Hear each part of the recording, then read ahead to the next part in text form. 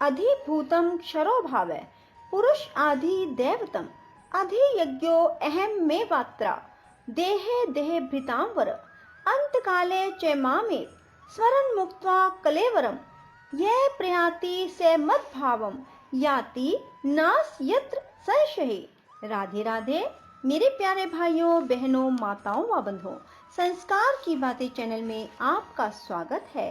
बंधुओं, आज पितृपक्ष के 8वें दिन मैं आपको सुना रही हूँ श्रीमद् भागवत गीता का 8वां अध्याय।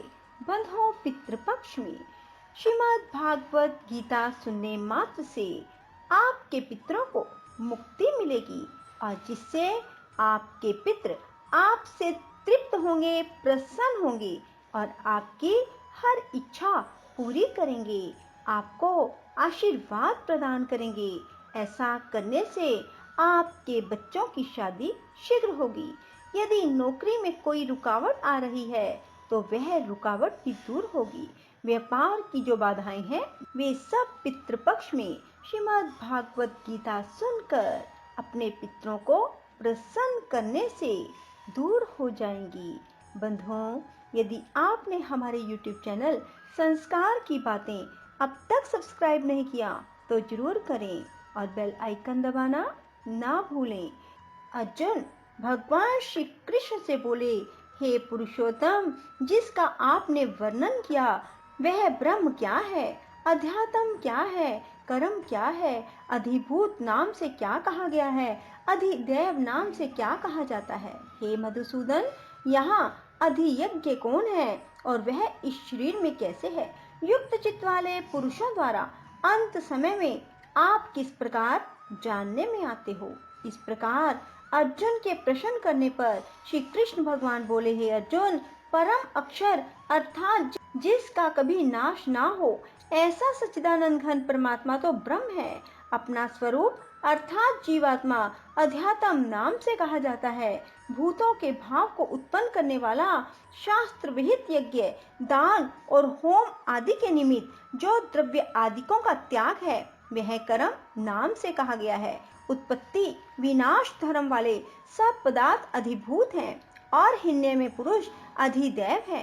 हे देहधारियों में श्रेष्ठ अर्जुन, इस शरीर में मैं वासुदेव ही विष्णु रूप से अधियज्ञ हूँ और जो पुरुष अंत काल में मेरे को ही स्मरण करता हुआ शरीर को त्याग कर जाता है वह मेरे साक्षात स्वरूप को प्राप्त होता है। इसमें कुछ भी संशय नहीं है। कारण, हे कुंती पुत्र अर्जुन, यह मनुष्य अंत काल में जिस जिस भी भाव को स्मरण करता हुआ शरीर को त्यागता है उसको ही प्राप्त होता है, परंतु सदा उस ही भाव को चिंतन करता हुआ, क्योंकि सदा जिस भाव का चिंतन करता है अंत काल में भी प्राय उसी का स्मरण होता है। इसलिए हे अर्जुन, तू सब समय में निरंतर मेरा स्मरण कर और युद्ध भी कर।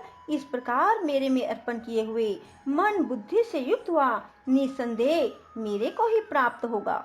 हे पार्थ, यह नियम है कि परमेश्वर के ध्यान के अभ्यास रूप योग से युक्त अन्य तरफ ना जाने वाले चित्त से निरंतर चिंतन करता हुआ पुरुष परम प्रकाश रूप दिव्य पुरुष को अर्थात परमेश्वर को ही प्राप्त होता है। इससे जो पुरुष सर्वज्ञ, अनादि, सबके नियंता, सूक्ष्म से भी अति सूक्ष्म, सबके धारण पोषण करने वाले अचिंत्य स्वरूप, सूर्य के सदृश, नित्य चेतन प्रकाश रूप, अविद्या से अति परे, शुद्ध सच्चिदानंद घन परमात्मा को स्मरण करता है, वह भक्ति युक्त पुरुष अंत काल में भी योग बल से भृकुटी के मध्य में प्राण को अच्छी प्रकार स्थापन करके फिर निश्चल मन से स्मरण करता हुआ उस दिव्य स्वरूप परम पुरुष परमात्मा को प्राप्त होता है। हे अर्जुन, वेद के जानने वाले विद्वान जिस सच्चिदानंद घन रूप परम पद को ओमकार नाम से कहते हैं और आसक्ति रहित यतनशील महात्मा जन जिसमें प्रवेश करते हैं, जिस परम पद को चाहने वाले ब्रह्मचर्य का आचरण करते हैं, उस परम पद को तेरे लिए संक्षेप से कहता हूँ। हे अर्जुन, सब इंद्रियों के द्वारों को रोककर, इंद्रियों को विषयों से हटाकर, मन को हृदय में स्थिर करके, अपने प्राण को मस्तक में स्थापन करके योग धारणा में स्थित हुआ जो पुरुष ओम ऐसे इस एक अक्षर रूप ब्रह्म का उच्चारण करता हुआ उसके अर्थ स्वरूप मेरे को चिंतन करता हुआ शरीर को त्याग कर जाता है, वह पुरुष परम गति को प्राप्त होता है। हे अर्जुन, जो पुरुष मेरे में अनन्य चित्त से स्थित हुआ, सदा ही निरंतर मेरे को स्मरण करता हुआ उस निरंतर मेरे में युक्त हुए योगी के लिए मैं सुलभ हूँ, अर्थात सहज ही प्राप्त हो जाता हूँ। वे परम सिद्धि को प्राप्त हुए महात्मा जन मेरे को प्राप्त होकर दुख के स्थान रूप क्षण भंगुर पुनर्जन्म को नहीं प्राप्त होते, क्योंकि हे अर्जुन, ब्रह्मलोक से लेकर सब लोग पुनर्वृत्ति स्वभाव वाले, अर्थात जिनको प्राप्त होकर बाद में संसार में आना पड़े, ऐसे हैं। परंतु हे कुंती पुत्र, मेरे को प्राप्त होकर उनका पुनर्जन्म नहीं होता, क्योंकि मैं कालातीत हूँ और यह सब ब्रह्म आदिकों के लोक काल करके अवधि वाले होने से अनित्य हैं। हे अर्जुन, ब्रह्मा का जो एक दिन है उसको 1000 चौकड़ी युग तक अवधि वाला, रात्रि को भी 1000 चौकड़ी युग तक अवधि वाली जो पुरुष तत्व से जानते हैं, अर्थात काल करके अवधि वाला होने से ब्रह्मलोक को भी अनित्य जानते हैं, वे योगी जन काल के तत्व को जानने वाले हैं। इसलिए वे यह भी जानते हैं कि संपूर्ण दृश्य मात्र भूतगण ब्रह्मा के दिन के प्रवेश काल में अव्यक्त से, अर्थात ब्रह्मा के सूक्ष्म शरीर से उत्पन्न होते हैं। ब्रह्मा की रात्रि के प्रवेश काल में उस अव्यक्त नामक ब्रह्मा के सूक्ष्म शरीर में ही लय होते हैं। वह ही यह भूत समुदाय उत्पन्न होकर प्रकृति के वश में हुआ रात्रि के प्रवेश काल में लय होता है, दिन के प्रवेश काल में फिर उत्पन्न होता है।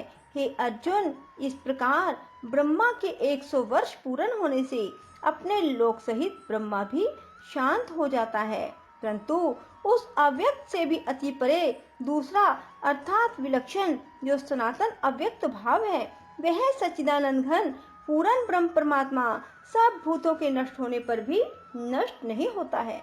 जो वह अव्यक्त अक्षर ऐसा कहा गया है, वह ही अक्षर नामक अव्यक्त भाव को परम गति कहते हैं। जिस सनातन अव्यक्त भाव को प्राप्त होकर मनुष्य पीछे नहीं आते, वह मेरा परम धाम है।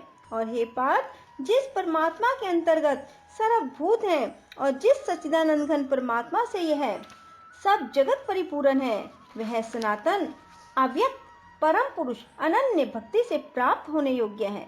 हे अर्जुन, जिस काल में शरीर त्याग कर गए हुए योगी जन पीछे न आने वाली गति को और पीछे आने वाली गति को भी प्राप्त होते हैं, उस काल को अर्थात मार्ग को कहूँगा।